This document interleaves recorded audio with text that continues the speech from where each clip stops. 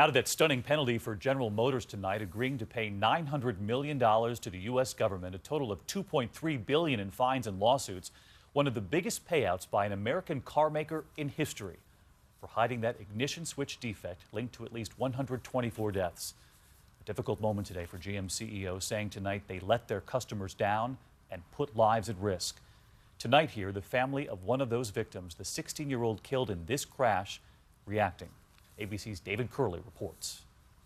After more than 100 deaths in cars with a defective ignition switch, tonight, GM criminally charged and admitting deceiving consumers. The CEO apologizing. We let those customers down in that situation. We didn't do our job.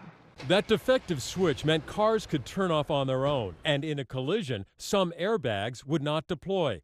GM knew the switch was bad for years, but did nothing. Can you characterize the criminal behavior of General Motors?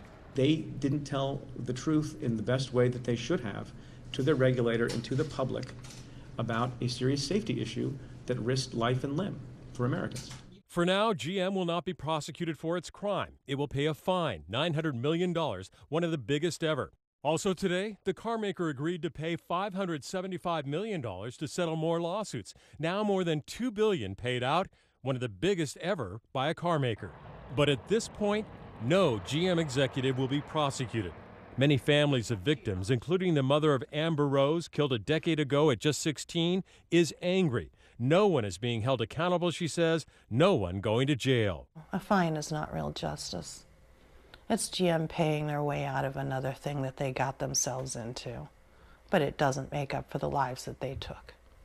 So difficult for so many of these families. And to be clear, you heard that mother there, no one from GM facing any jail time? And the reason the prosecutor says, David, is that there is no specific law that deals with the safety of a car. But the prosecutor says the investigation is continuing, and if they can find a way and somebody should go to jail or be prosecuted, they will do so. All right, David Muir with us here in New York tonight.